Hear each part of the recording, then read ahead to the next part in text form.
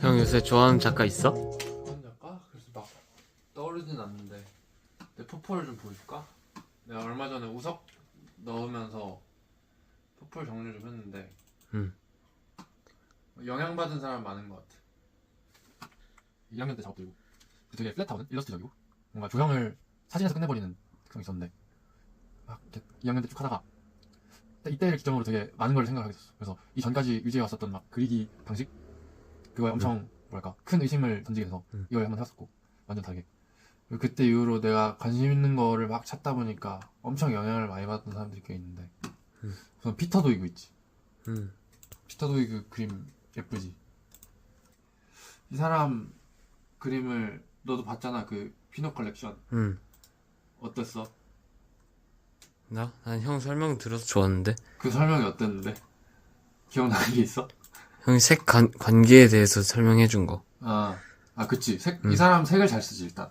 구성도 잘하고, 뭔가 되게 여러 가지 접점이 있는 것 같은데, 프랭크 오션은 되게 기억의, 뭐랄까, 허구성에 대해서 다루는 사람 같거든? 응. 그러니까 그 기억이 허구다가 아니라, 허구일 수도 있는 상태인 거를 구현을 하고 싶은 것 같아. 근데 이 사람도 기억에 대해서 다룰 때도 있고, 예를 들면 이런 건 그런 거겠지? 자기 어릴 때일 수도 있는 거고, 아니면은 자기가 봤던 어떤 장면일 수도 있는 거고.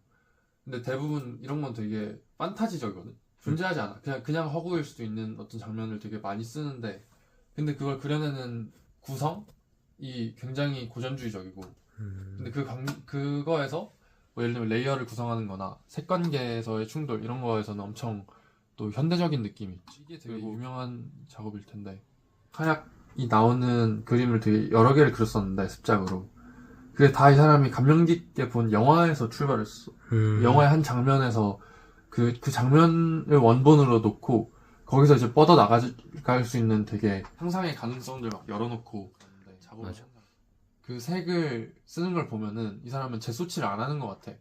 그때 내가 그런 얘기 했잖아. 이 사람은 보통 우리 일반적으로는 그 서양화에서는 유화를 할 때 젯소를 칠해놓고 아니면 바인더라도 칠해놓고 올리는 방식으로 칠하는데 이 사람은 수채화처럼 유화인데도 흡수를 시키는 걸 엄청 많이 해서 그게 다 광목천에서 오는 것 같고 결국에는 프랭크 오션도 그렇고 이 사람도 그렇고 되게 예민한 사람인 것 같아.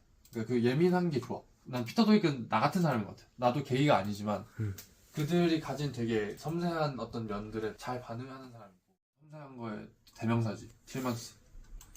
그러니까 작년에 한창 리서치했던 게 그런 거였던 것 같아. 프랭크 오션과 관련 있는 사람들 일단 싹 다 찾아봤는데 그런 사람들을 막 찾다 보니까 틸만스를 알게 되고 프랭크 오션이 게이라는 걸 알게 되면서 또 타일러도 막 찾고 더 하다 보니까 뭐 원래도 좋아했지만 에르난바스 걸 더 내가 고등학교 2학년 때부터 되게 좋아했어서 이 사람을 그때 처음 알게 돼서 그때 어디지? 아트 스페이스 K? 맞네. 그냥 스페이스 K구나. 여기에서 그냥 개인전을 했었는데 이때 전시가 되게 큰 작업들이 시리즈로 있었거든? 봐봐요. 그래서 자기 유년기에 대한 어떤 작업들인데 그런 것도 되게 신기해. 이 사람도 자기 유년기나 뭔가 그 기억에 대해서 다루는데 그것에 허구성이 개입할 수 있다는 거를 드러내기 위해서 계속 이 사람은 문학을 가져온단 말이야. 문학. 문학 책. 맞아. 이게 안 유명한 책이었어. 되게 미국적인 책이었어. 이 개인전 제목이 모험 나의 선택이었거든. 근데 이 모험 나의 선택이라는 책이 있었어. 1980년대에서 뭐 애기들 읽으라고 시리즈물로 낸 책인 것 같은데 난 프랭크 오션을 좋아하는 것도 그런 것 같아. 이 사람도 그렇지만 프랭크 오션도 그렇고 뭐라 해야지? 언어적인 영역? 예를 들면은 내가 말하는 언어적인 영역은 소통을 위해서 그냥 합의된 언어라는 거야. 그러니까 예를 들면 일러스트는 소통을 위한 언어잖아.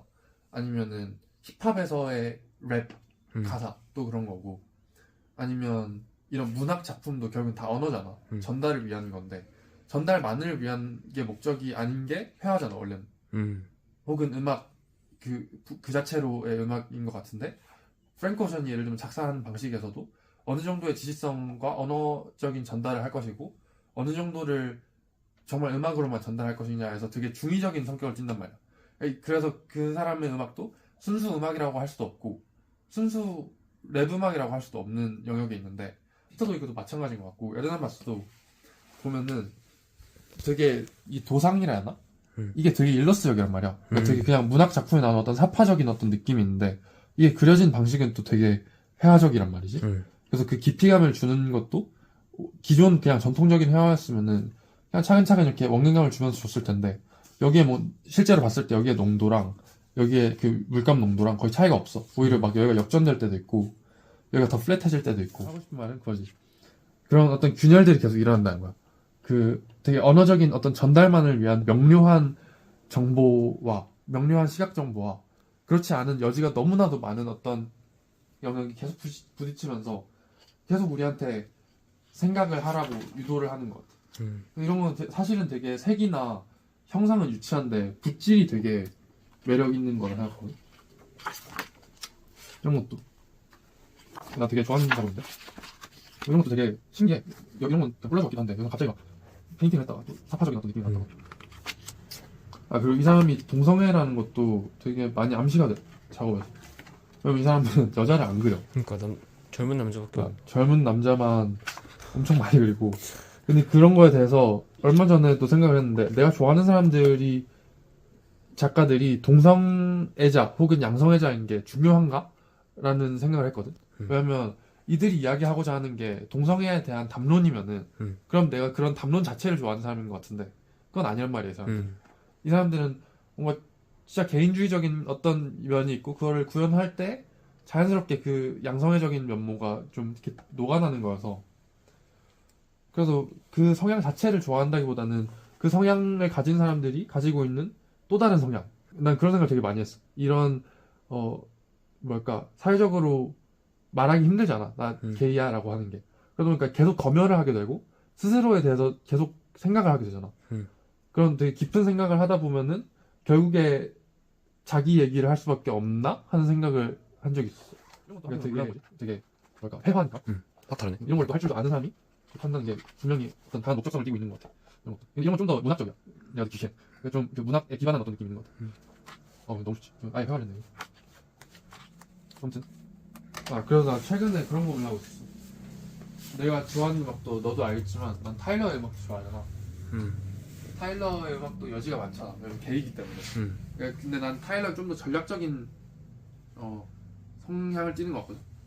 예를 들면 피터 도이그나 에르난 바스나 뭐 프랭크 오션 아니면 틸만스 이런 사람들은 대부분 내가 좋아하는 이유는 그 섬세한 게 그냥 지만 섬세하고 끝나는 게 아니라 정말 다 전달이 된다는 어떤 느낌을 받을 때가 되게 많아서 좋아하는 것 같은데 타일러는 좀 더 전략적인 사람인 것 같고 그래서 본인의 양성애를 조금 더 전략적으로 브랜딩하는 데 쓰는 것 같아요. 그래서 그 예를 들면 이고르라는 앨범에서도 계속 그 여지를 남기잖아. 그러니까 막 프랭크 오션이 여지를 남기는 건 정말 여지를 남겨야 되기 때문에 남기는 것 같은데 이고르에서 타일러가 여지를 남기는 방식은 여지를 남기면 재밌으니까 남기는 것 같다는 느낌이 되게 스스로 계속 의심을 하게 돼. 왜냐면 나는 정말 작업을 잘하는 사람이 되고 싶은데 그러니까 내가 반응하는 작업을 하고 싶은데 근데 정말 어려운 것 같아. 그래서 이들을 보면서 이 양성애자가 되거나 게이가 되면은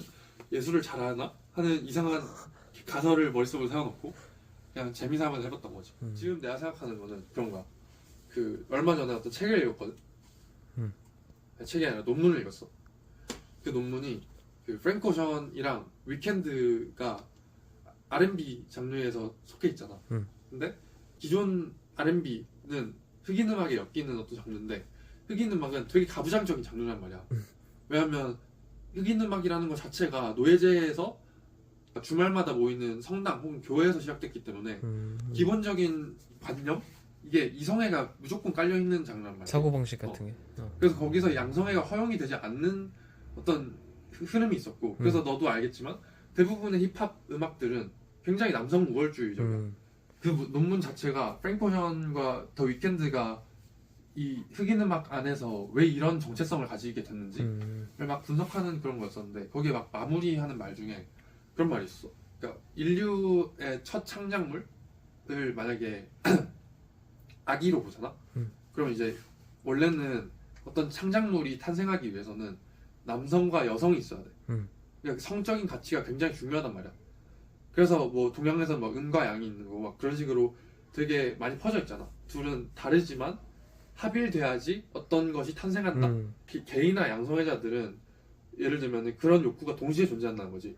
남성적인 어떤 욕구와 여성적인 욕구가 동시에 존재하기 때문에 이들은 창작을 위한 되게 최적화된 상태로 아. 태어났다는 거야. 혼자서도 창작할 수 있는 그치. 상태로. 그러니까 예를 들면 그게 아기가 아니지만 어. 뭐 다른 어떤 창작물을 만들 때